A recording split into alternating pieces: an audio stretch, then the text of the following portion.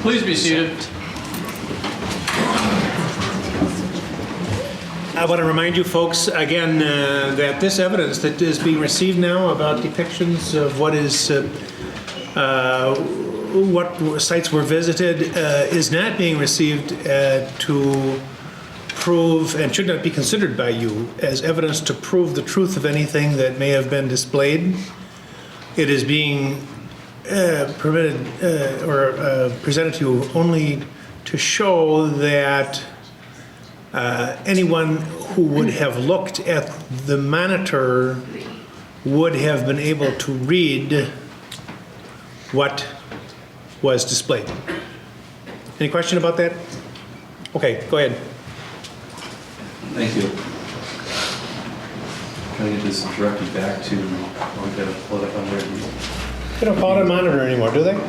Do they call it a display now? Is that right? Well, whatever. Is that the person that was assisting me there is No, I'm talking here. about do they still call them monitors or are they just displays?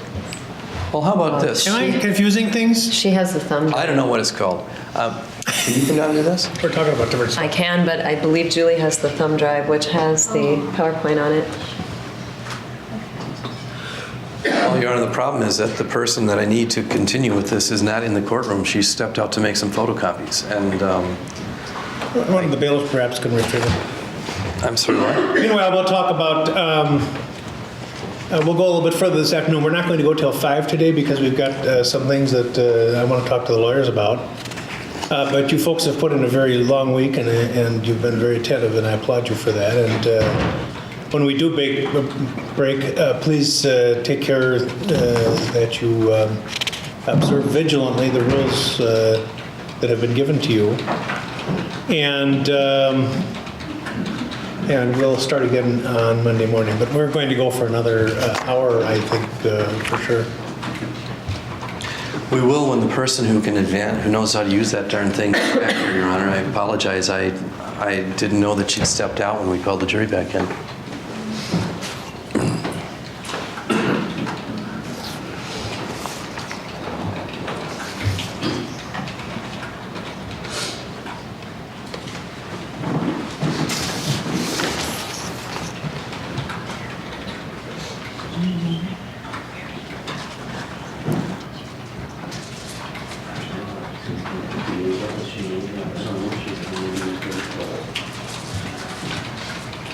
Well, one thing that we could do is this, I suppose. Let's try this. Tim, can you switch back to this thing again? Who knows, maybe I can even be a little bit self-sufficient here and give this a shot. We had just completed the slide, how two patients with toxic alcohol ingestions typically present. And then on Wednesday, December 2nd, 1998 at 6:19:54 a.m., what site was accessed? Toxic agents in plants. As depicted on the screen there behind you. Yes. And then below that it says alcohols and ketones. Correct. And beneath that it reads diacetone alcohol, diethylene glycol, ethanol, and ethylene glycol. That's correct. And then the next site that's accessed is accessed Wednesday, December 2nd at 6:21:04 a.m. Is that correct? That's correct. And that reads dangers associated with ethanol substitutes. Is that correct? That's correct. And again, this isn't being offered for the truth of the matter asserted, just for that this was something that was on the screen. That's fine. I beg your pardon? Withdrawn. Dangers associated with ethanol substitutes. Judge, if we could have question and answer to the witness. Put it in form of a question. I'm sorry, is this the site that was accessed on Wednesday, December 2nd, 1998 at 6:21:04 a.m.? the dangers associated with ethanol substitutes was the site. And that reads as follows, and I'm just doing this because the jury otherwise won't be able to, they can't see it at all. And tell me whether or not this is what it reads. The undesirable and deleterious consequence from consuming alcoholic beverages have been widely publicized and realized by both the medical profession and the general public. Despite this, the habit of drinking is still widespread in almost all societies. Many people still consider it a normal practice. And then it just goes on to talk about alcohol pretty much in that site, correct? Correct. And then on December 2nd, 6:23 a.m., what site was accessed next? An ethylene glycol site. As displayed on the screen behind you there? Yes. And that reads ethylene glycol 107-21-1, hazard summary, acute short-term exposure of humans to ethylene glycol by ingesting large quantities causes 3 stages of health effects. Central nervous system, CNS, depression, including such symptoms as vomiting, drowsiness, coma, respiratory failure, and convulsions, is followed by cardiopulmonary effects and later renal damage. No effects were noted in one study of individuals exposed to low levels of ethylene glycol by inhalation for about a month. Rats and mice chronically, long-term exposed to ethylene glycol in their diet. I'm going to interrupt you because you are getting into like ocular irritation and lesions. And this is in reference to inhalation. Is that where you're headed and purposefully? I'm just reading what was on the screen. Well, and I understand that, but... Well, I'll stop reading that. I'm running out of voice anyway, so... Let's just switch I that. beg your pardon? I said I'm running out of voice. Oh, I'm sorry. She's wondering why the laptop isn't showing on the screen. Oh. Okay, well, it's because somebody was messing with it. But it wasn't me. It was somebody else who thought they were knowing what they were doing. Can you find it? We're looking for now Wednesday, December 2nd, We're at about 6:36:06 a.m. approximately 2:18 would be the slide. Right here.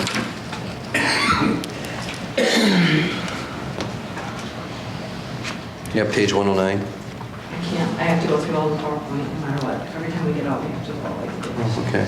Slide, about slide 2:18, Julie. That one? No. Keep going. 6:36:06. And Judge, I would renew the prior objection I had and add cumulative. Directing Ms. Mitchell your attention to the PowerPoint again, page 109. The website was accessed at 6:36:06 a.m. Tammy, can you put the computer back up on the screen?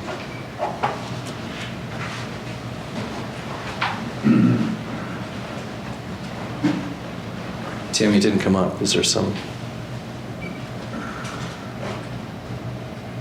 I'm hitting what I was told to hit, PC. Yeah, I think it's gone. There you There we go. go. Thank you. That slide, or that site is titled Specific Poisoning Information.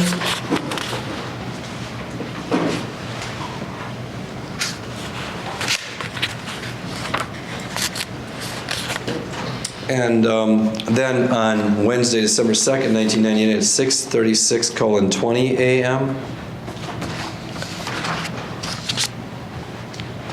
The site reads specific serotonin reuptake inhibitors.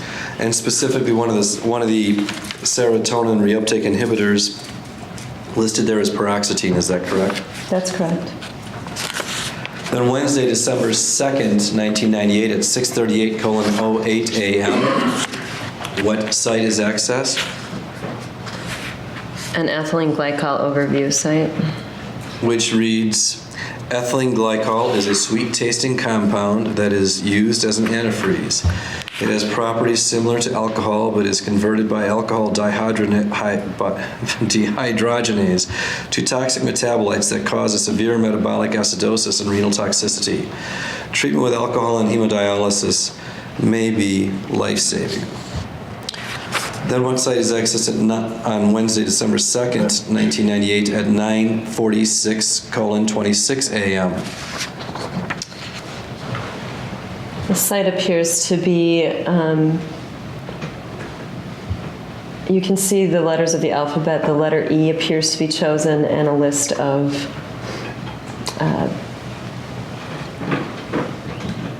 Poisons. Poisons are listed there. Including ethylene glycol, correct? Correct. And then Wednesday, December 2nd, 1998 at 9:46:30 a.m., what site is accessed? It appears ethylene glycol was chosen from the previous site. Now this says poison, and then it's got 3 things with X's. Can you, Those are placeholders for graphic images. so is that exactly what would have been displayed on the screen for any user of the Jensen home computer on December 2nd, 1998, or would it have looked different than that? It would have looked slightly different. The images, the pictures or banners would have been visible. On Wednesday, December 2nd, 1998 at 9:46:32 a.m., what site was accessed?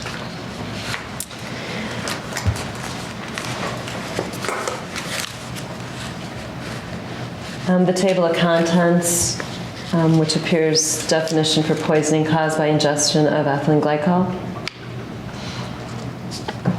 And then on Wednesday, December 2nd, 1998 at 7:34:06 p.m., what site was accessed?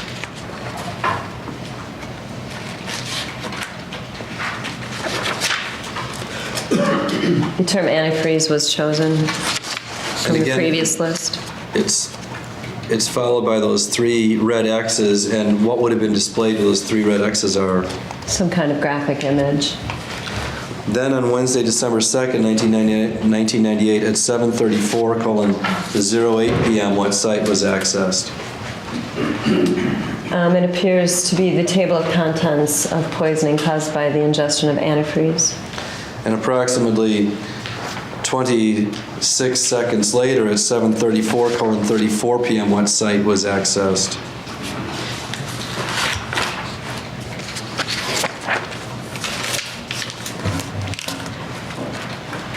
This appears to be another area of the table of contents describing symptoms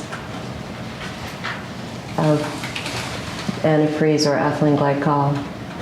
Listing alternative names: fast breathing, tachypnea, respiratory rate, rapid breathing, I object. It doesn't seem to me to be relating to symptoms from ethylene glycol. Objections overruled. hyperventilation, increased rate of breathing. Definition: excessive, rapid, and deep breathing resulting in the decrease of carbon dioxide in the blood. Consideration: hyperventilation almost always occurs in young adults. It is more common in women, but also frequent in men. It usually occurs in people who are nervous and tense, but can also be a symptom of certain diseases and disorders. Among common uses or common causes is alcohol use, correct? Judge, I would ask that the entire slide be read when we get to common causes, which demonstrates this is not ethylene glycol.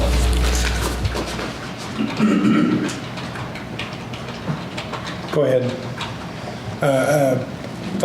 Read the rest of it. Common causes: anxiety and nervousness, stress, alcohol use, asthma, croup syndrome, situations where there is psychological advantage in having a sudden dramatic illness, severe pain. Then Wednesday, December 2nd, 1998 at 7:34:34 p.m. What site is accessed? It's a symptom site for rapid breathing. Then on Wednesday, December 2nd, 1998 at 7:36:14 p.m., what site is accessed? It again is a table of contents for a symptom, for symptoms. And the alternative names are lab findings of hypoxemia, lips bluish, fingernails bluish, cyanosis, bluish lips and fingernails, bluish skin. Definition, bluish discoloration of the skin or mucous membrane caused by lack of oxygen in the blood. See also skin color patchy. Considerations, skin coloration is determined by the amount of pigment in the skin and the red blood flowing beneath it. Blood that is saturated with oxygen is bright red. Blood that has lost its oxygen is dark bluish red. People of a high percentage of their blood which is deficient in oxygen tend to take a bluish discoloration called cyanosis. Lack of oxygen, such as in suffocation or cyanotic heart disease, abnormal hemoglobin, such as methemoglobinemia, and toxins, such as cyanide, can all produce cyanosis. Most cyanosis is seen as a result of congenital heart disease, pulmonary disease, or as a terminal event, as in cardiopulmonary arrest. Mild cyanosis is difficult to detect. Usually, the oxygen saturation of the blood has to drop below 80% before it can be detected. Cyanosis is more obvious in the mucous membranes and nail beds, particularly for dark-haired people. It can also appear... dark-skinned people. It can also appear on the feet, nose, and ears. Common causes, and then that's nothing there. Then Wednesday, December 2nd, 1998 at 7:36:14 p.m. The site skin discoloration bluish is accessed, correct? That's correct. And again, after symptom, there's 3 red X's, and what would be depicted on the screen if somebody was looking at it in the Jensen household on December 2nd, 1998 at that time? Most likely an image. Then Wednesday, December 2nd, 1998 at 7:37:26 p.m., what site is accessed? Some more appears to be another symptom. Blood pressure low. Correct. Then Wednesday, December 2nd, 7:37:28 p.m., what site is accessed? Back to the table of contents for symptoms, alternative name, hypertension, low blood pressure. It's actually hypotension, correct? Hypotension, excuse me, yes.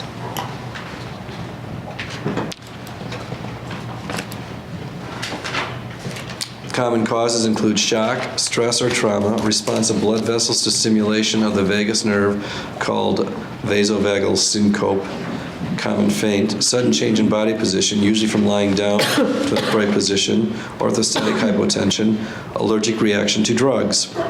Then Wednesday, December 2nd, 1998 at 7:38:04 p.m., what site is accessed? Another symptom, alcohol use. Then Wednesday, December 2nd, 1998 at 7:38:06 p.m., what site is accessed? Table of contents, alternative names, wine consumption, beer consumption, hard liquor consumption. Then Wednesday, December 2nd, 1998 at 10:44:46 p.m. This is a website called Newcastle. Then Wednesday, December 2nd, 1998 at 10:46:50 p.m. An antifreeze poisoning, parent ethylene glycol. And that's for Dog Owners Educational League Incorporated, correct? Correct.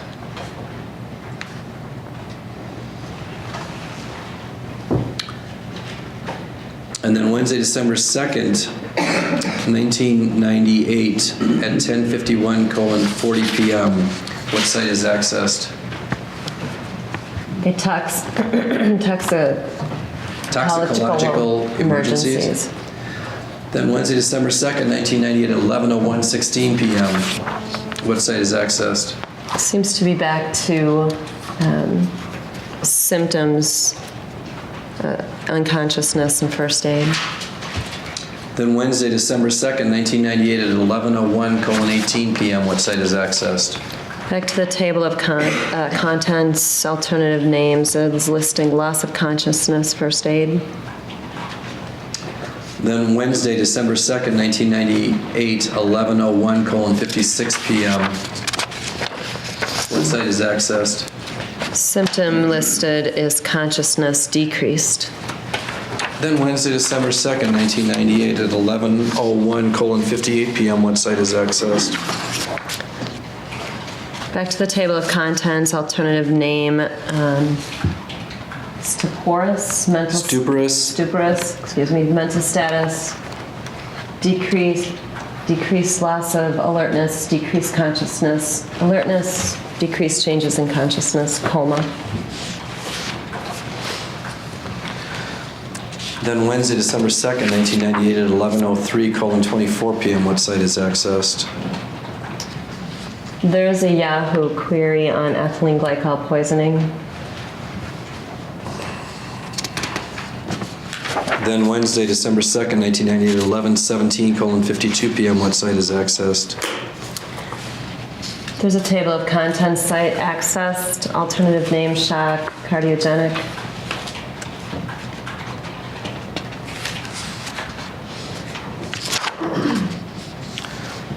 Then on Wednesday, December 2nd, 1998, at 11:17:52 p.m., what site is accessed? A symptom site headlining cardiogenic shock disease. Then Wednesday, December 2nd, 1998, at 11:18:54 p.m., what site is accessed? Another symptom site highlighting pulse, weak, or absent. Then Wednesday, December 2nd, 1998, at 11:18:56 p.m., what site is accessed? Table of contents site citing alternative names as weak pulse or absent pulse.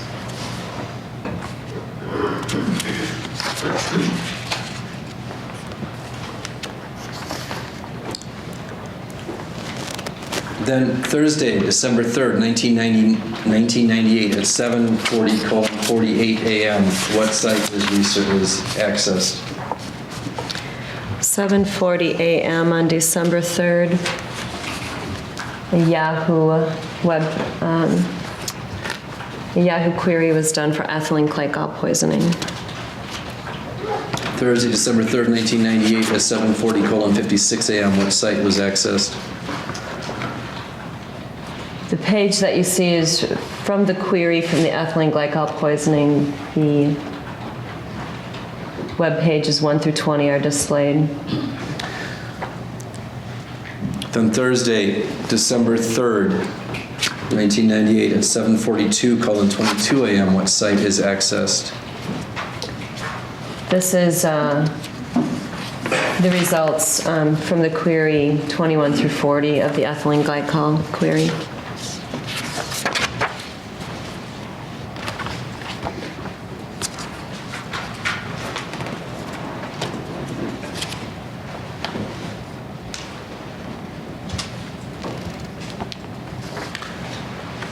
Was that the last site accessed on December 3rd, 1998?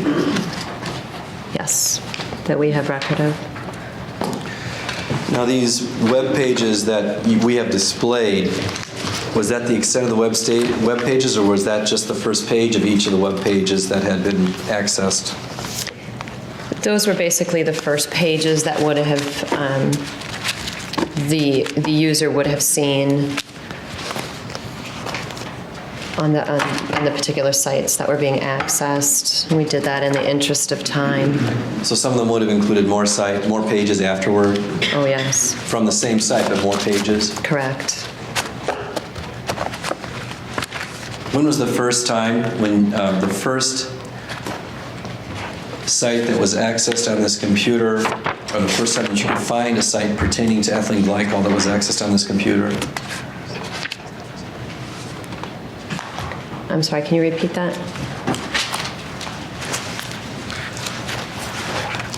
On what date was it that was the first time that you discovered any website that made reference to ethylene glycol in the Jensen computer? I believe November 10th, 1998 was the first indication I could find of ethylene glycol on the Jensen home computer.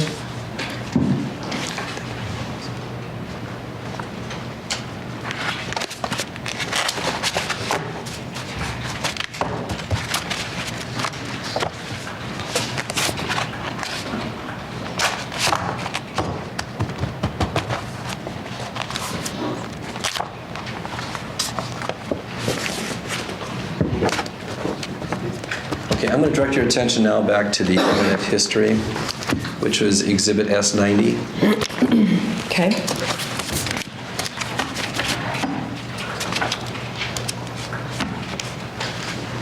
Now, you indicated that there were portions of the internet history that were not recovered and presented as part of this PowerPoint. Is that correct?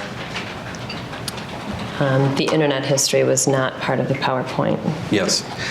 I would direct your attention to page 20, November 25th, 1998, 10:53:18 p.m. All right. And what site is accessed there? Seems to be a Yahoo site. It's titled dir.yahoo.com/science/measurements_units. Then, on November 25th, 1998, at 10:55:26 p.m., what site was accessed? There are two of them Sure enough. listed. There's a host to the site, the Elganet site, and then within that host becomes more specific, www.elganet.se/ and then there's a tilde, CHRNY/measurements/measurem.htm.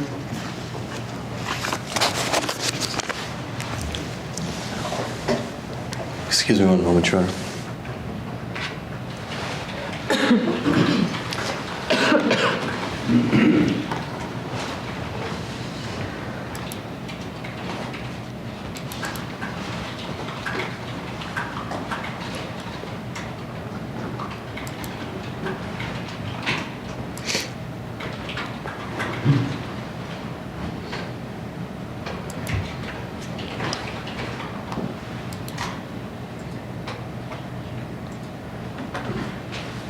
Your Honor, at this juncture, I don't remember which exhibits I moved into evidence and which exhibits I haven't. So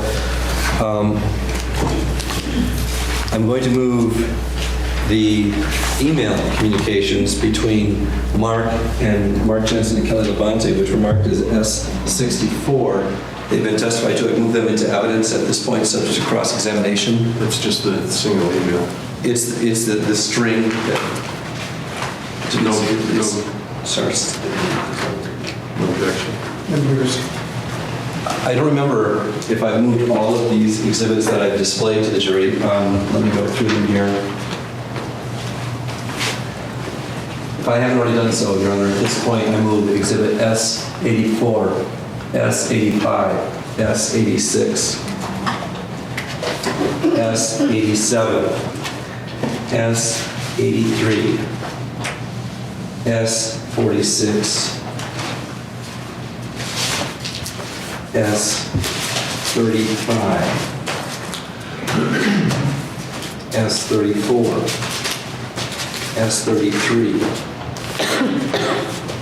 and S32 into evidence. Any objections? Just have to make sure I know what these are.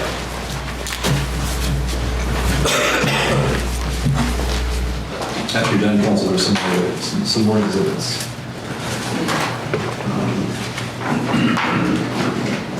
Where did I?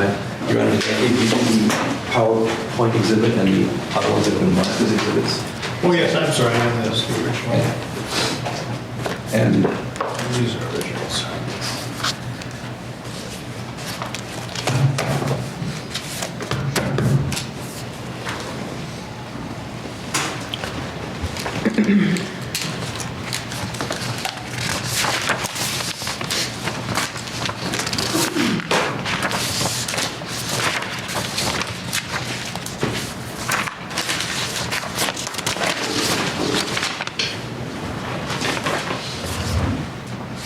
And Judge, I guess subject to cross-examination, I wouldn't have any objection. I think most of those were admitted and subject to the redaction that have been made. then S88, S89, and S90. to evidence in their entirety, subject to cross-examination. Judge, the PowerPoint exhibit 89, we should probably take up. There are portions of it that were not referenced during the examination. We'll take it up later. Well, I do move S88, S89, and S90 into evidence, Your Honor, subject to cross-examination. Is there objection? Well, as to 89, the portions that were referenced during the examination. And Your Honor, it won't be my intention to, it won't be my intention to reference two portions that were not actually mentioned in front of the jury. Well, I think we'll talk about all these later. You made your motion, and I'll take it up. Yes. Thank you, Your Honor. I have no further questions of this witness. All right, Mr. Rhonda?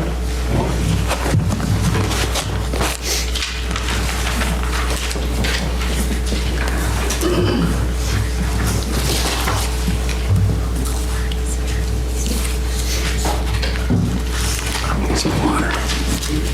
Did you have some water?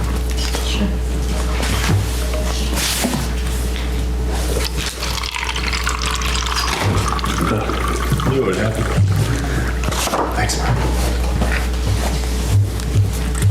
Counsel, were you going to make reference to the exhibits? Because if so, we can have them as me and assist during the trial. I will want that, and obviously I won't finish today. Will she be available when we resume? Oh, yeah. I won't start with that. Unless you know how to use that. Just trying to get the water off my...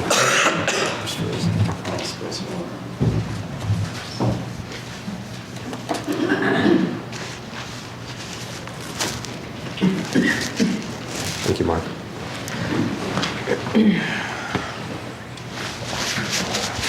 Let's see what I can do here, Judge, with it's still dry or legible. Ms. Mitchell, you had indicated that you have a high school education, is that right? That's right. Where did you attend high school? Beaver Dam High School, When did you graduate? 1985. Do you have any college education? I do not.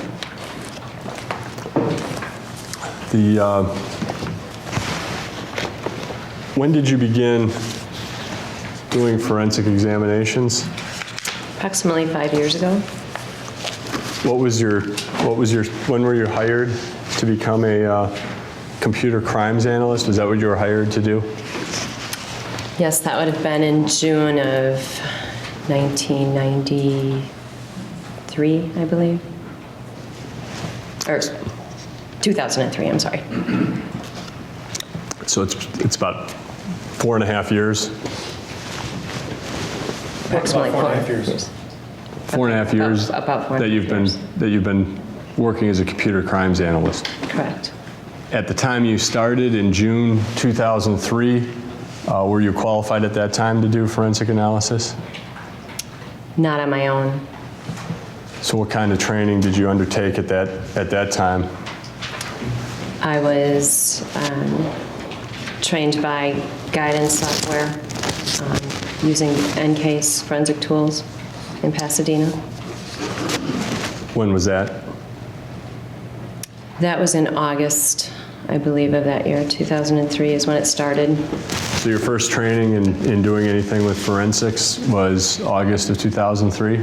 My first official training, I had on-the-job training from the day I started. And the Pasadena course was 32 hours? The first one. I'm looking at your resume, and it looks like you had one course in Pasadena. Is that right? I've had two, Oh, there it is. There's the second one. Okay. So two 32-hour courses in and then there was an Pasadena. NCASE that actually came to Wisconsin, to Apple, Fox Valley, I Okay. believe it was. I was just trying to get straight the Pasadena part of that. The first course that I took was in Pasadena. And when did you first do any forensic examination on your own? Start to finish, I don't know. Can you give me an approximation? I really have no idea. Was it in 2003, 2004, 2005? Might have been by the end of 2003. I can't say for sure. And when were you assigned this case? I believe,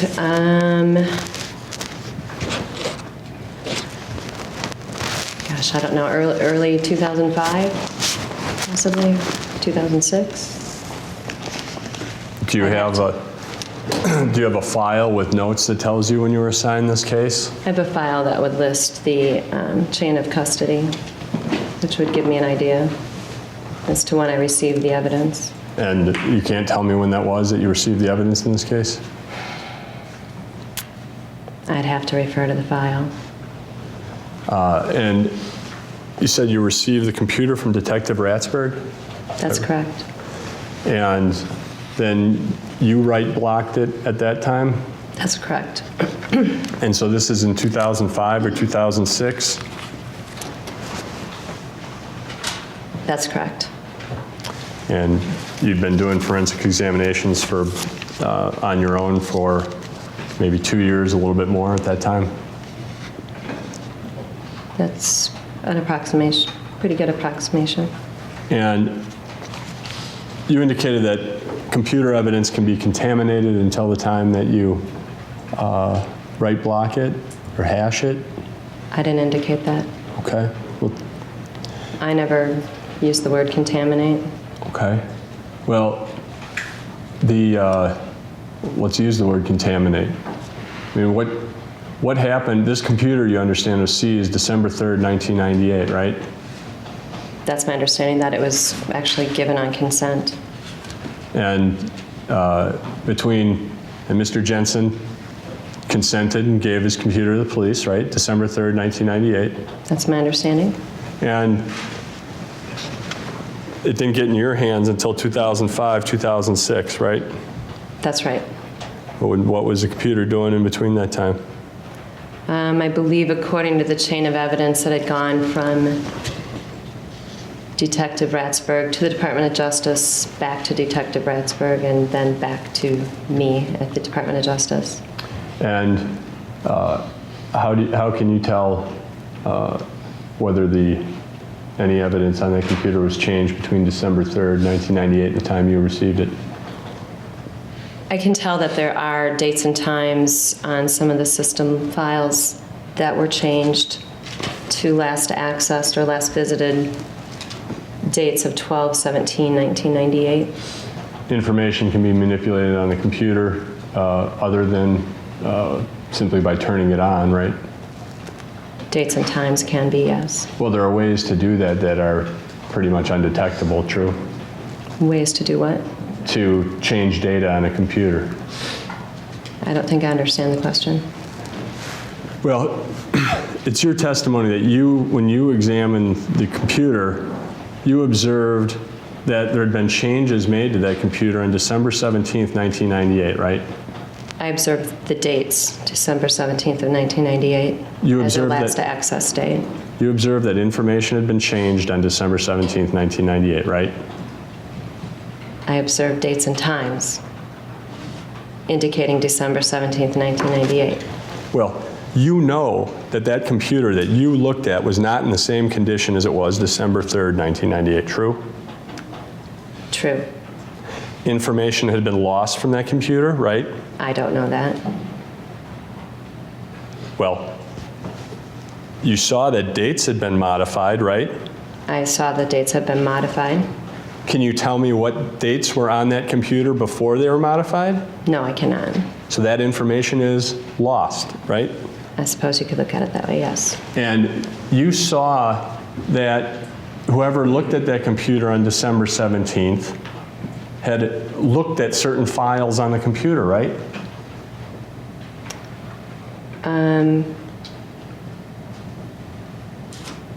I'm not sure about that. Did they look in the Quicken files? I don't know. You didn't check to see whether they looked in the Quicken files? I don't know who did what with that computer. I wasn't there.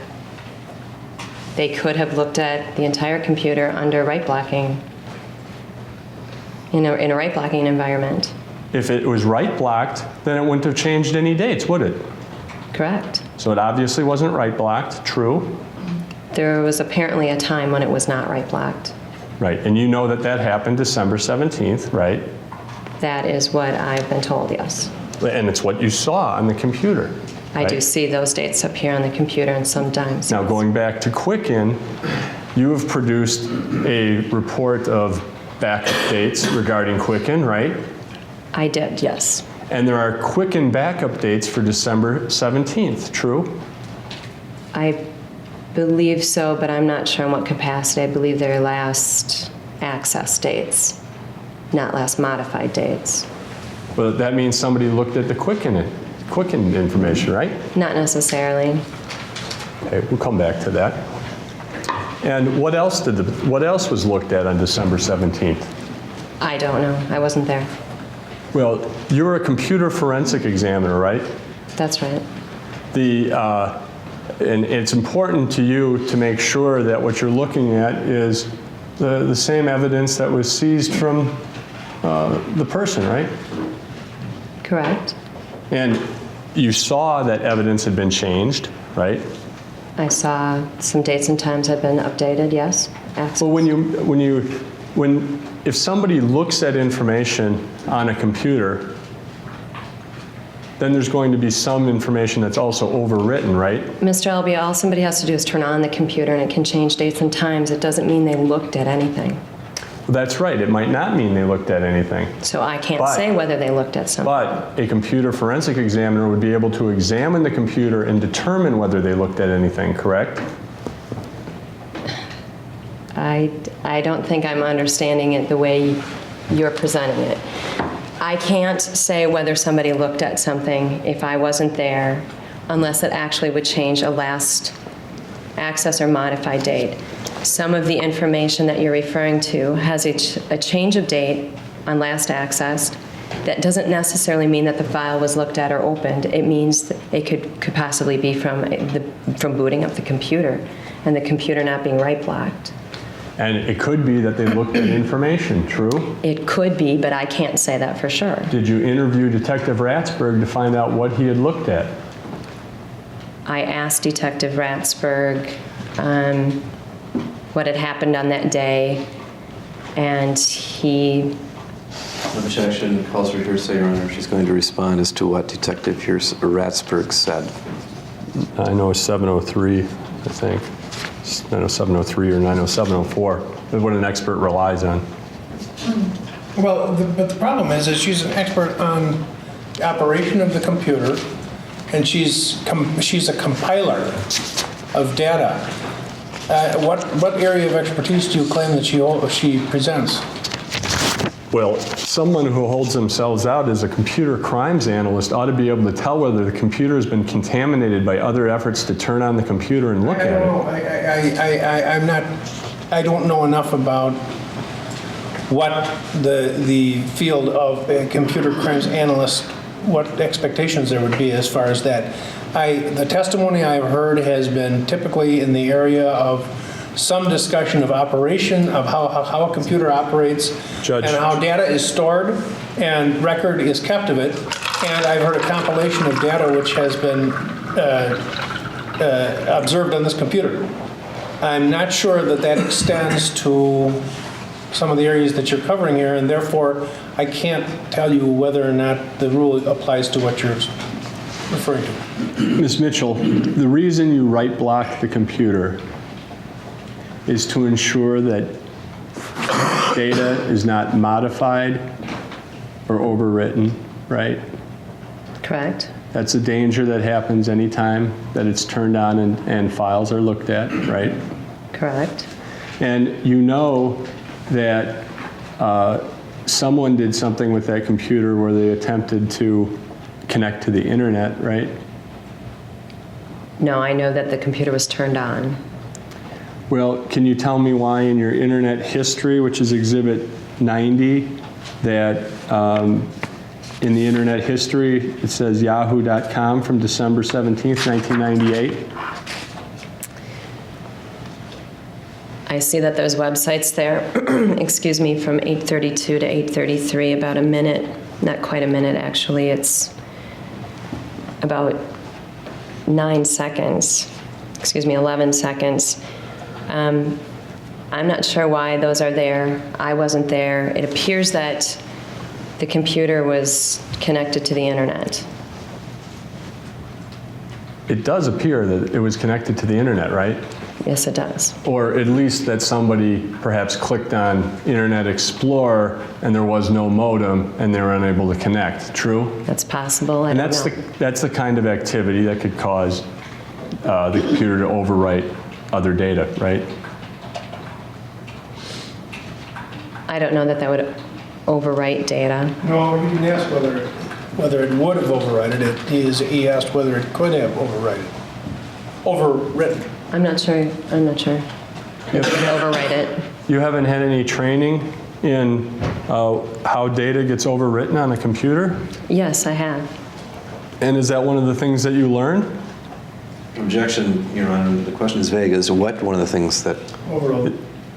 And I'll make it clear. Is one of the things you learned is that clicking on Internet Explorer and attempting to go on the internet with a computer will overwrite data on the computer. Well, all right.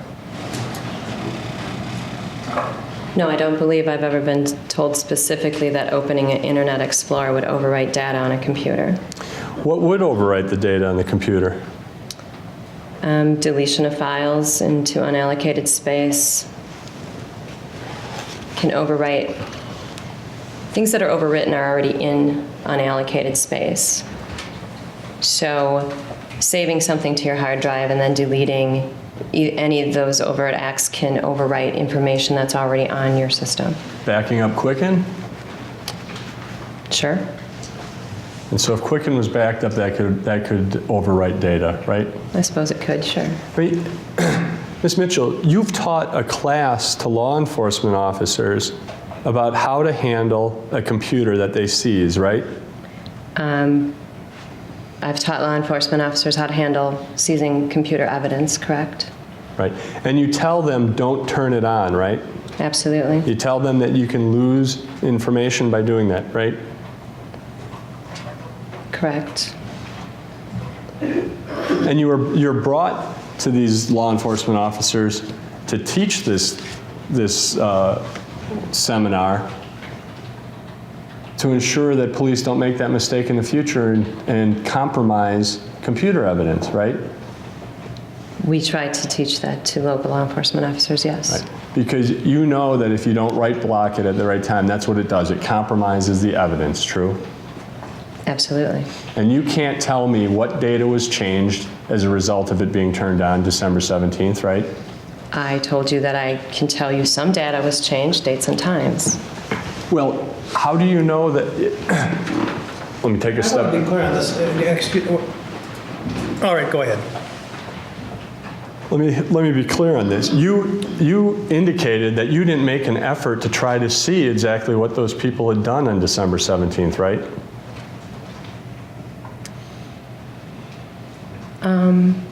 Did I make an effort to see all the activity on December 17th? Right. No, not really. And so you don't know what activities they performed that might have compromised the evidence, right? If the evidence, I guess, can you repeat that? You don't know what activities they may have performed that compromised the computer evidence in this case.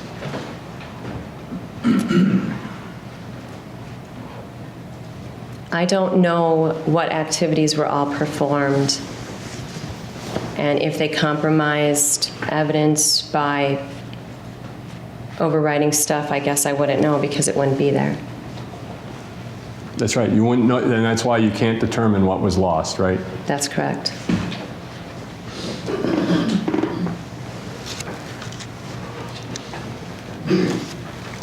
Now,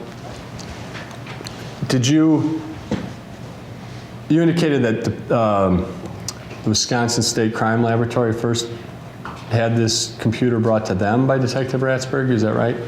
It actually would have been the crime lab, yes. And did you review their file? I did not. At no time have you ever reviewed their file? I reviewed a couple reports by Brad Haller after the forfeiture hearing this summer. And did you review the report by Brad Haller regarding he and Detective Ratsberg turning on that computer? I didn't review a report stating that. I reviewed a report by Brad referencing what I believe was his examination of the computer. I didn't read the report referencing December 17. That wasn't made available to me. I'm not even sure if there is one, to be honest with you. Well, let me just get this marked and see if you've ever seen this before.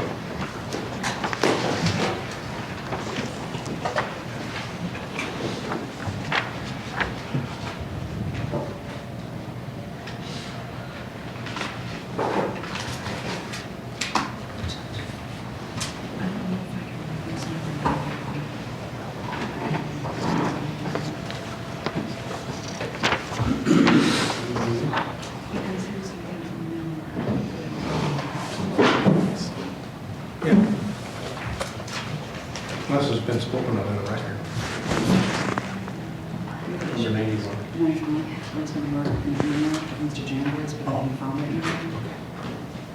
Has that ever been referred to in the record? You know what? It turned out that we found it, so you don't need it, so you just leave it for that Was it ever referred to in the instead. record, number 91?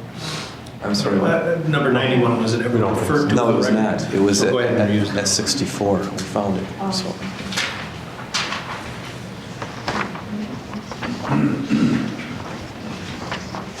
Although was it states before and now defendants, or? No, it's an S91. Okay.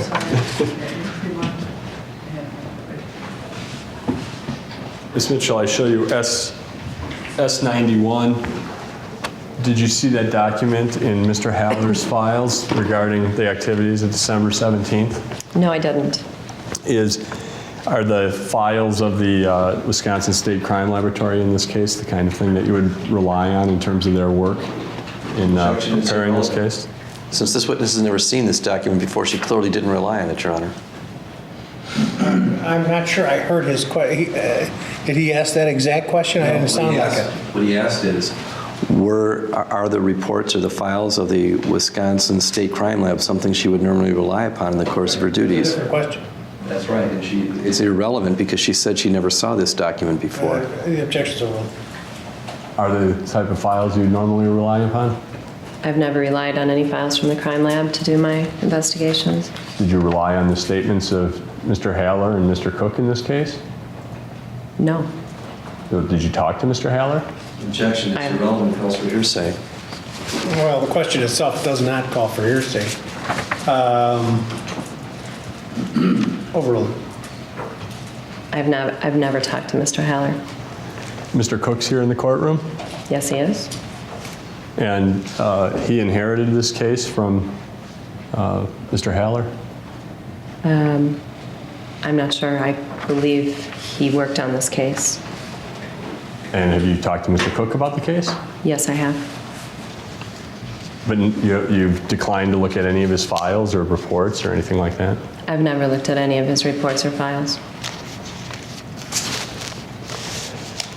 And in terms of chain of custody, Mr. Haller and Mr. Ratsberg are the ones who started the chain. They're the ones who first, Detective Ratsberg is the one who first had possession of it, right? To my knowledge. And he's the one who turned it over to Mr. Haller, correct? I guess. I wasn't there. Well, and that's why you have to rely on a report like the one in front of you as to what happened on December 17th, correct? Objection, the question assumes the existence of a fact not an evidence to wit that she relied on this report. She has specifically indicated she never saw this report. And Judge, the question was reports like the one in front of her. Would the court like to see my report? I don't know. I guess what I'm struggling with is whether she needs to rely on anybody's report for historical information in terms of the information she's given here in the court, which has been basically, as I said before, just compilation of data which she observed, and what's that got to do with what someone else did? because of the risk that the evidence is compromised. That's something the district attorney needs to prove, and you can ask her questions about whether it's capable of being compromised.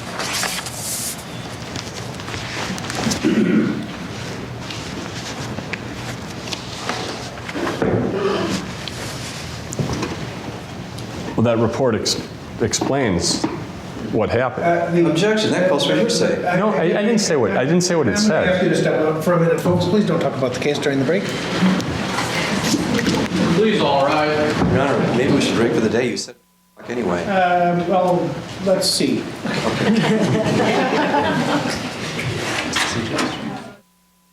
Testified to some information about how computers work in terms of their saving and eradicating data. She has also testified as to some observations she made about information that is stored in the computer. And that, I think, is the extent of what she said. Now, she is not, it is not my impression that other than during the time she actually handled the computer or I guess in order to make the end case, what do you call it? Right prevent, or what do you call that? Right blocking. Other than that period of time, it appears to me she didn't have possession of it. So she's not the one who's carrying the burden for the state of proving chain of custody, which they'll need to do. And so what does she need to know in order to give any information that she's given to the court about the other chain of custody information? Where am I going wrong? The validity of her opinions depend on the quality of the evidence that she's examining. If it's been changed, it's like What opinions has she given? her opinions that the internet, well, it's the data that she's explaining about internet history. It's a suggestion, for example, that there's never any usage during weekdays, for example. I guess I'm on a different track from you altogether. And the reason I say that is because to me, this is like an auditor going through somebody's financial records and saying, yeah, there was a $38 spent on pencils on such and such a date, it's recorded here, and there's $54 on rent another day, and reporting either the presence or absence of information at a particular time. And she's, the investigator, the auditor, doesn't report any opinion about all that in so doing, and is just reporting what is recorded somewhere, and that's my impression of what she has done. And I would respectfully disagree, because she's giving opinions about unallocated space that require... That, I agree with you, she's giving some expert information. That requires expert opinions.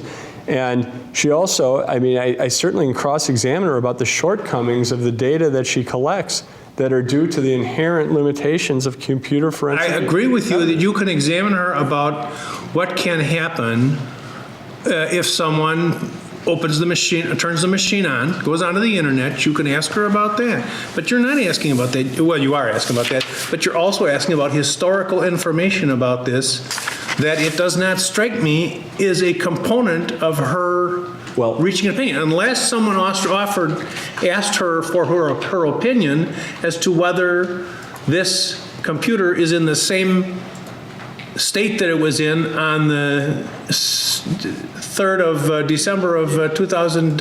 He did, and I don't remember that. And he asked, he said the only change is December 17th, and then he tried to minimize it, like that wasn't a big deal, and that's why I'm pointing out that she had examined this and saw that it had been changed, and she has given at least one lecture to law enforcement about why that's a mistake to do, and.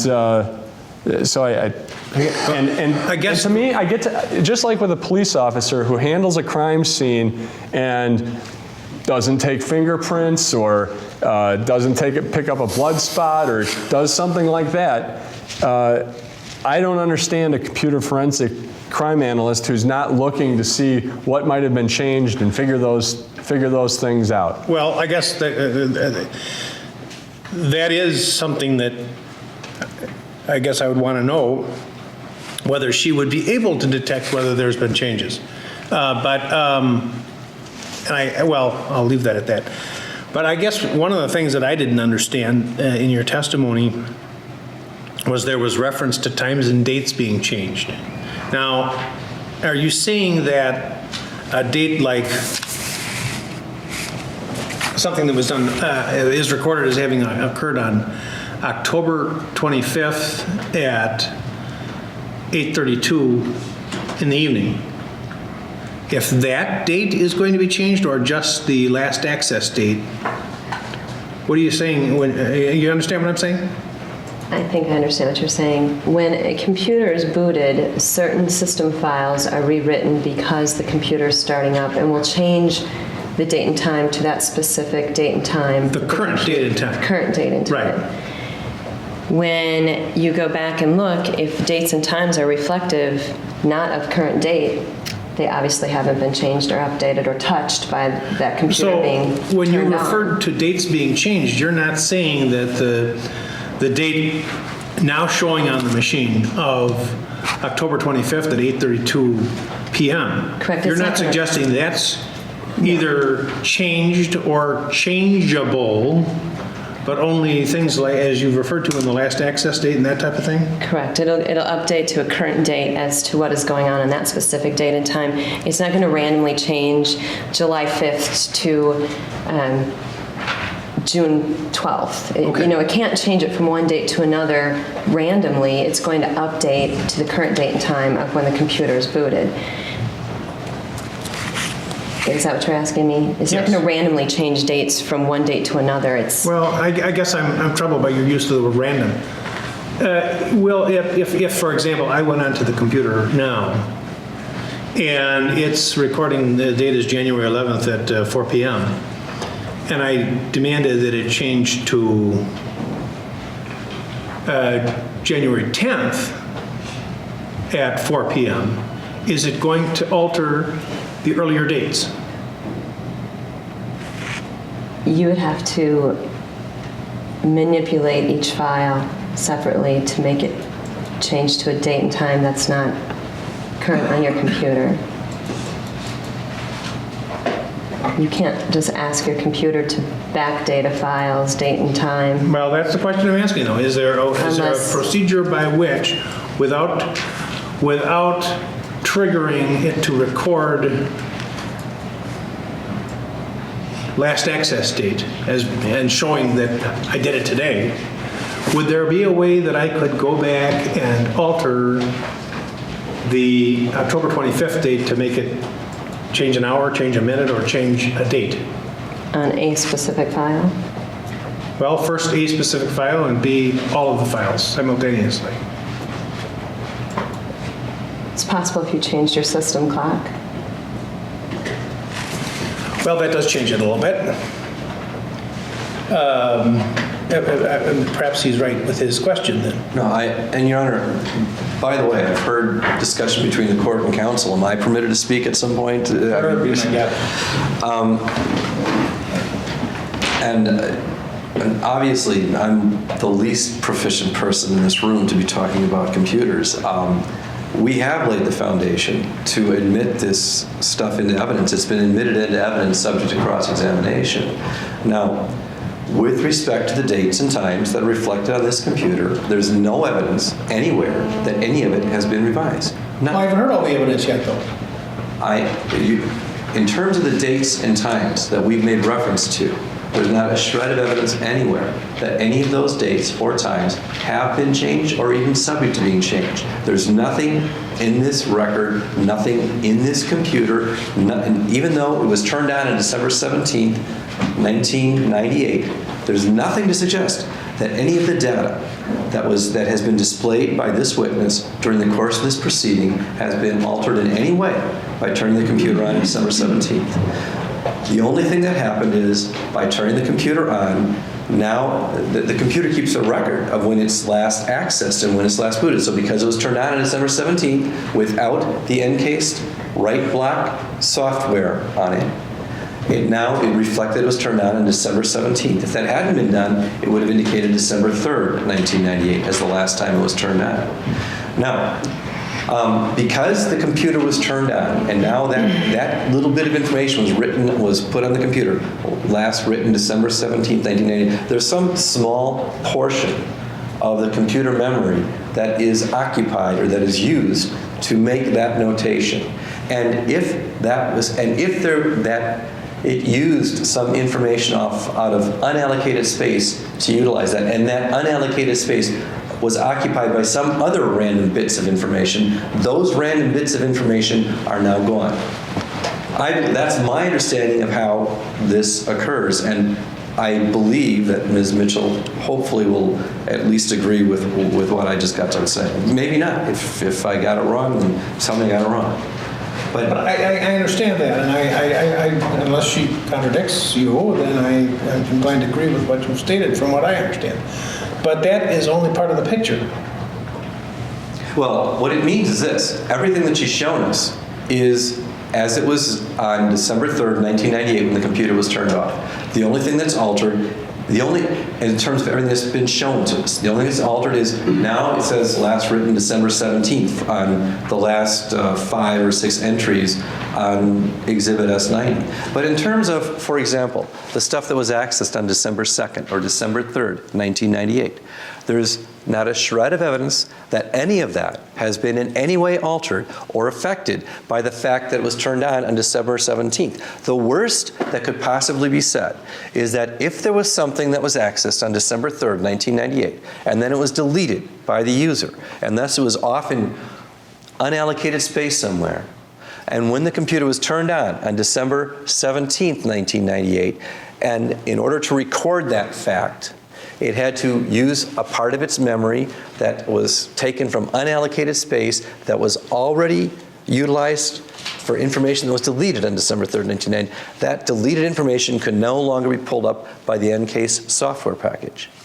So the odds of it actually having any effect whatsoever is very remote. But to the extent that it did have any effect whatsoever, all it did was overwrite information that can't be presented there, that now can no longer be presented there.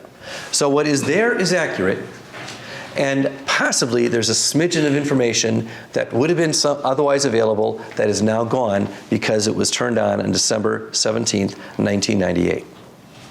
Did you want to respond? I really neither have to bother to disagree or agree. It has nothing to do with my right to cross-examine this witness about whether the evidence is tainted or not. I mean, that's the right I have, is to cross-examine about these issues with this witness, and it really is to get to the matter of what's been compromised or whether she knows. And part of the problem is she doesn't know. She's supposed to do the investigation and she didn't do it. Well, Mr. Jambois can make those. Hey, Judge, this is that last argument and some of what I'm hearing here, it sounds like we're going to decide what the fact of the matter is right now, and then if people decide that they really don't like my point, then I can't ask questions about it. No, and I don't. Come on now. I have a different understanding of what this is all about. I totally agree that you have a right to cross-examine this witness about everything she's testified to and then some. But I remain of the opinion, and I'm sorry I missed it. I don't recall her giving an opinion that the information which is now contained on the computer is identical with how the information would have appeared on December the 4th, other than the change of turning it on. Her testimony, as I am still of the opinion, her testimony was basically as a collector of data, an observer of data, and that she reported what's on there. Now, her expertise has been on the field of just telling us how computers work, and she's subject to cross-examination as to whether she's not as knowledgeable as she should be, or as someone else who might talk about the subject, or enough for the jury to rely upon in terms of how computers work. But you're asking her to incorporate hearsay information. That's what this objection is all about, if I understand it. You're asking her to accept hearsay information to rendering an opinion which he hasn't rendered.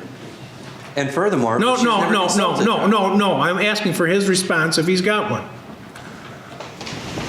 An expert as a computer crimes analyst, as she, I think, holds herself out to be, certainly she's had to do things that a computer crimes analyst would do, like find car. What exactly is the agenda? What is the job description for a computer crimes analyst? I don't know, that's what it says on her resume. I know that, but Judge, she's given expert testimony. People. What don't- expert testimony did she give other than how the computer works?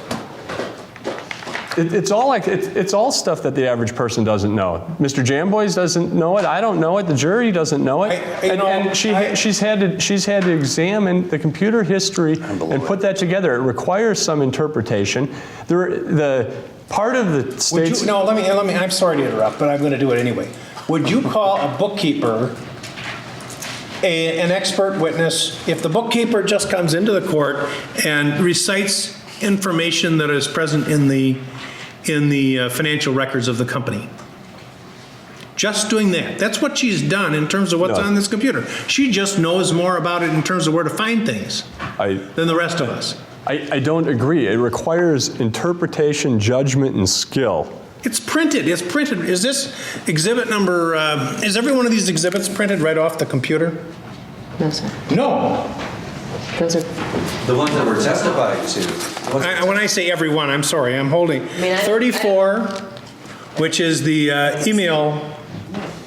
Is that that printed? would have been taken out of the computer exactly as You just shown. press the right buttons and the information comes up. Not exactly that way.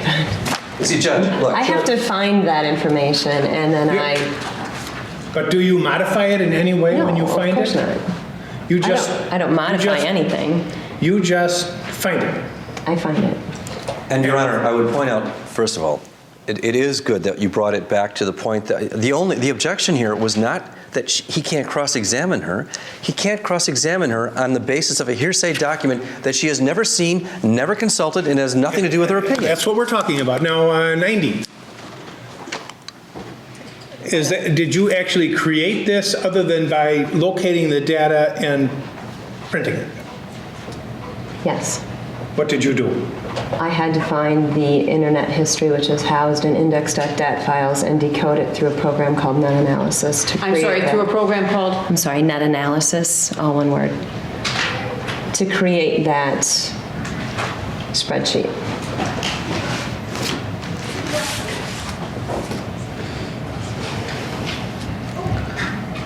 And Judge, one thing is that much of the state's case, probably in this area, probably depends on information that's not on the charts.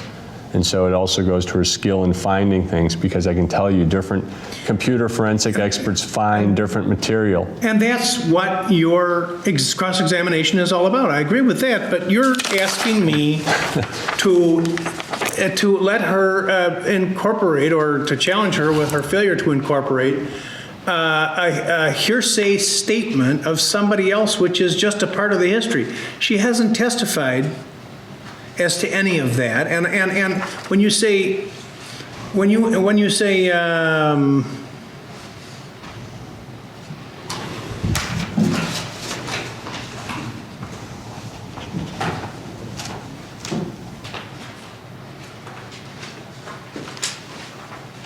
Judge, let me just say on the document, pardon me, I didn't hear you. on the document that Yeah. the court is holding. Obviously, I'm searching for a way to get this in. I think it's appropriate, because I think it is the kind of thing that she should have sought out and looked at. If the court finds, for whatever reason, I can't do that, well, okay, then I'll. I can't think of a reason in the world you wouldn't be allowed to get this into evidence. But I'm just questioning you're wanting to do it through her. So. I can't imagine, why would I not allow this into evidence? Well, we Not don't. necessarily the document. I don't even know what it the is. fact. I don't know who wrote it. I don't know when it was written. But the fact, which actually, it's already been discussed, hasn't it? And Your Honor, there was a witness there. His name is Detective Paul Ratzberg, now Lieutenant Paul Ratzberg. He's seated right behind me, and anybody can call him as a witness. I'm not understanding. I mean, I would agree with you 100% you're entitled to bring this information into evidence. But you're bringing it in such a way that you're disparaging this lady's credentials in having performed what she's done, and I don't see that as part of her role or affecting any opinion which she gave in this case. No, I'm not disparaging her role, except in the sense that I think there is an obligation to do some investigation to see what may have happened. Where does that, now you're talking about the standard of duty that she holds now. Where's your evidence on that, other than what you think? The same as when I'm cross-examining a police officer and I say, why didn't you take the fingerprints? Why didn't you collect the blood? Why didn't you, do whatever that police don't do? Why didn't you? Well, why don't you ask her, why didn't you assemble more information about the historical data about what happened with this machine? And she may give you an answer that is very helpful, or she may give it to you right between the eyes. I don't know. Well, but that doesn't mean I can let you put this hearsay in. Judge, I thought I was asking a question like that, other than because I'm cross-examining, I'm not going to ask a why question. But I was essentially asking it, except in the way that the defense lawyer should do it. Look, so. I do not question for one moment your right to exhaust this area of inquiry in terms of how the police handle the computer. But I do not see this hearsay information as being in any way connected with any opinion which she has rendered in this case. And if you could point me to that, I will gladly admit it, or let you ask her questions about it. I think it's a things not done impeachment, and I think that's appropriate. If you can show me that it's in the scope of her duties, I will allow it, but otherwise, no. Your Honor, you did tell the jury earlier that you were going to let them go at 4 o'clock. It's now 4:15, I know it. and we still have an issue that I had requested that we raise. I know it. I guess it probably is prudent to stop for the day now. Unless, I don't want to interrupt you if you're desirous of continuing for a few more minutes.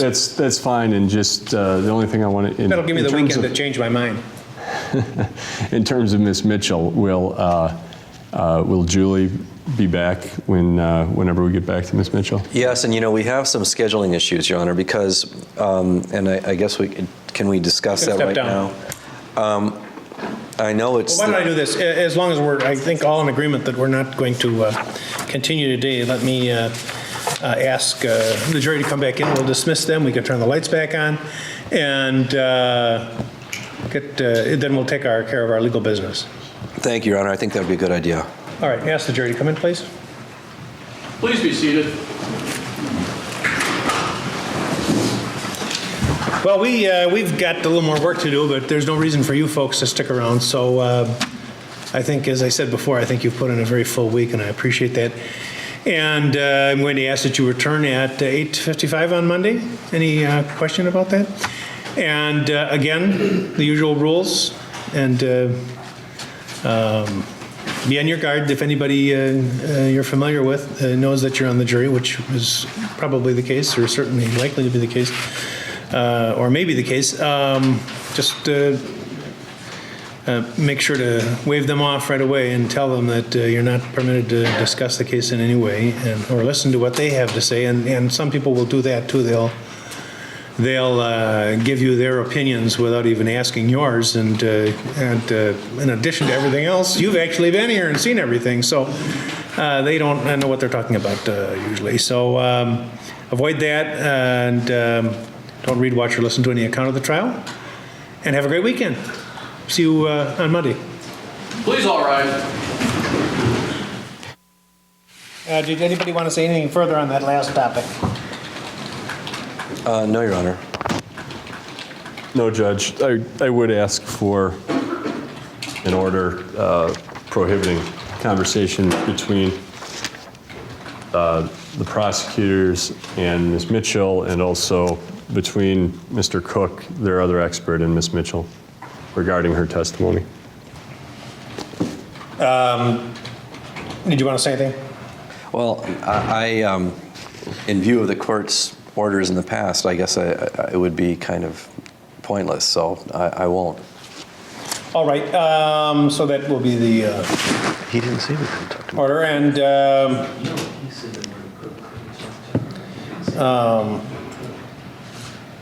Well, based on what I think I just overheard, there's some suggestion that my request only went that Marty Cook couldn't talk to her, but she could talk to Marty Cook. No, that I can talk, we can talk to Marty. Oh, okay, all right. Because talk to Mr. Cook, but I need to talk to somebody who knows about computers, Your Honor. I can't do it on my own. talk to Mr. Albee. I don't think he knows it that much. More than me, perhaps, but. All right, now what's next? Your Honor, the court had wanted to set aside for another time the discussion about whether or not the communications between Mark Jensen and Kelly Jensen that had occurred over the jail telephone are privileged or not.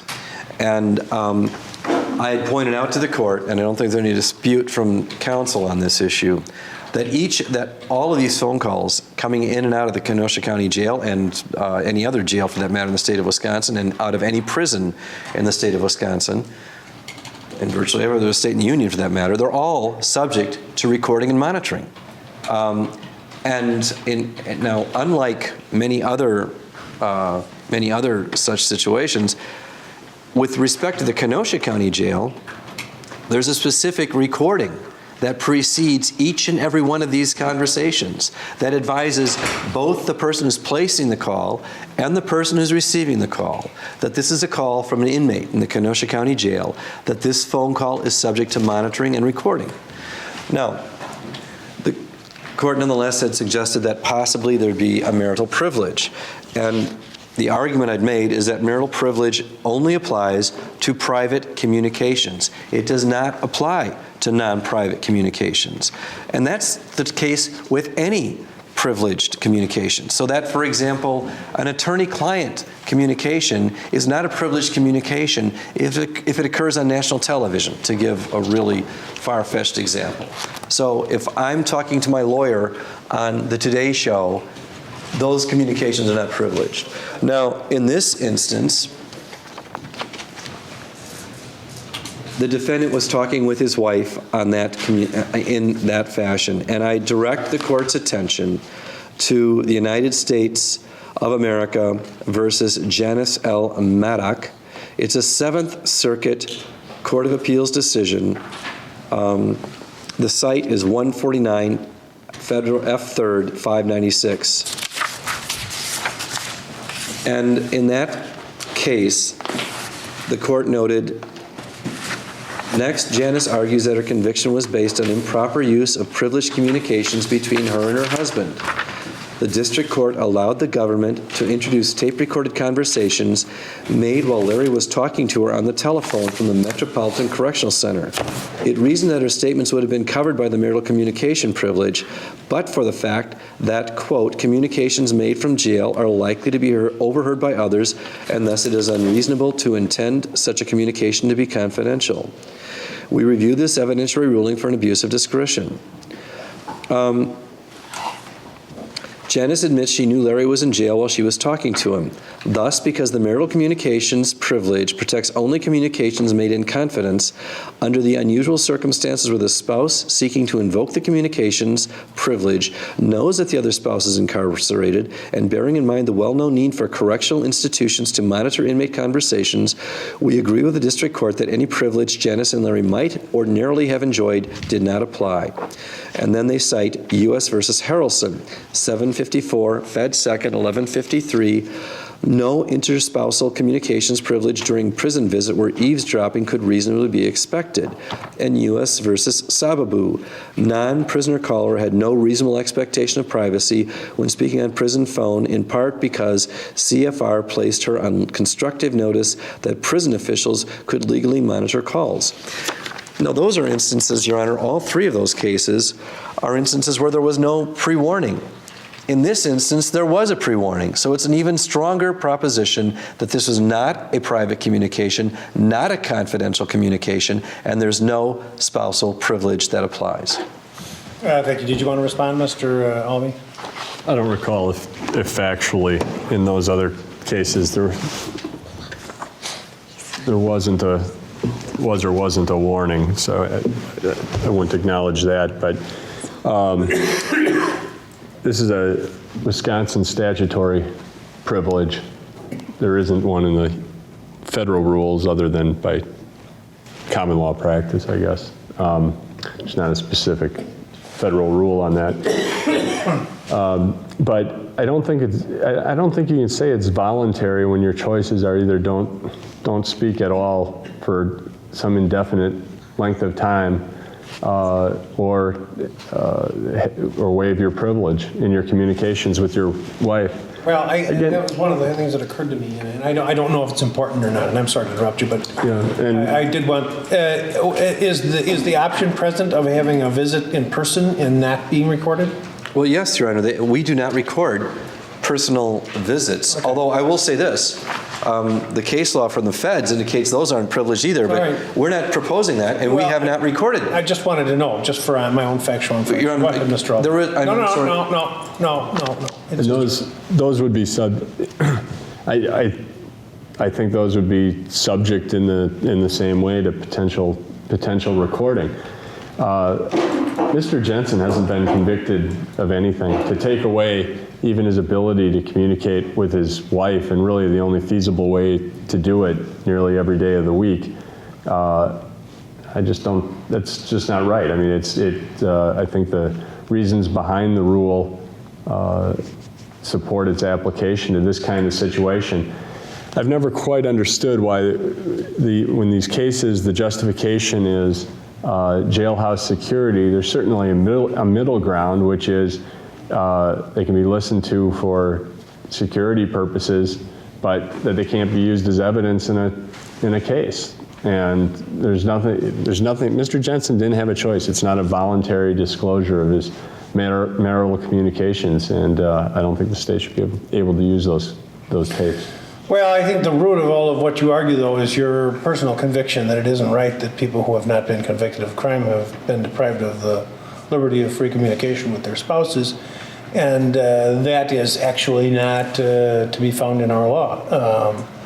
And whether, even if I were to agree with you on that, and I don't want to get into that discussion, but that doesn't make it the law, and there's plenty of things that aren't right that our rights don't extend as far as that. So, but this is a different degree because it's husband and wife. I also don't think that they should be able to use Mr. Jensen's conversations if he calls his best friend for the reason I just said. But husband and wife is something different. That is recognized in our law, the sanctity of that relationship, and that he ought to be able to have privileged communications with his wife. Yeah.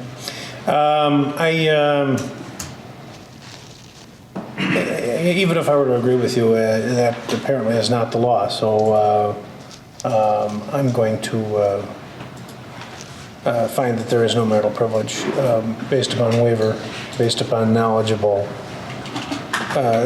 fact that the communication would be subject to recording. And I might add that there was an option available, apparently, with a personal visit that apparently at least would be, even though the law may be that they're less subject to scrutiny than a telephone conversation, apparently in practice has less safeguards or less of a chance of the communication being heard by others. So it's an elective choice on top of everything else. So no privilege.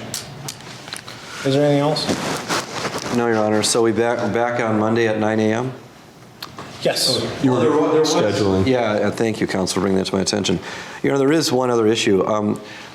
We already have one Kenosha County inmate in the county jail in the form of Mark Jensen. When we bring in some of these other inmate witnesses, the Walworth County Sheriff, I think, is reasonably limited as to only occupying 3 cells at a time. So he doesn't want more than 3 Kenosha inmates here. So in addition to Mr. Jensen, we're only allowed 2 more. And we have 2 more that are going to be here. We've got one right now, Deanne Hardison, and we've got another one coming in on Monday, David Thompson. What does Deanne Hardison have to do with this case? Deanne Hardison is a witness in this case, Your Honor. I don't remember seeing his name. Well, it's, I do remember seeing his name, but I don't remember seeing a report. well, you may not have seen a report. I don't know. I think that we provided counsel, I think, with a copy of I don't know if it was a transcript or. Well, I guess I'm not, yeah, But anyway. that's not important. I just, Here is the part that's significant from our Judge, can I perspective. call you as a character witness just based on the reaction? We're not offering lump as salt of the earth, Your Honor. But Deon Hardison is an inmate who is sitting in the jail right now in Walworth County, and we need to get him out of here on Monday. David Thompson is a federal inmate, and he's being brought in by the U.S. Marshals Service, and we have very limited control over that, so we have to use him on Monday as well. So my request is that we take those witnesses out of order and allow Mr. Albee unfettered cross-examination on, as long as he's not using hearsay, with respect to Ms. Mitchell, either Monday afternoon or more likely Tuesday morning. you're suggesting that, that the examinations of Mr. Hardison and Mr. Thompson. Thompson you think that they might be concluded within a day? Oh, I think so. I don't know why I think that, but Maybe. I Who actually do knows? think Who knows? that, but I could be wrong. Who knows? Well, anyway, yeah, that, if you're both agreeable, I don't have any problem with that. I guess I see it as something of a necessity, and we're willing to do that. I will say, Judge, I haven't looked at Deon Hardison's file recently, but my recollection is that I was going to object to his testimony in its entirety because it seems to me to consist only of hearsay statements, or almost entirely of hearsay statements. So we may have something to raise on Monday, but again, it's not very fresh in my mind, so I won't try to raise that now. All right, anything else? No, Your Honor. No, Judge. All right, enjoy the weekend.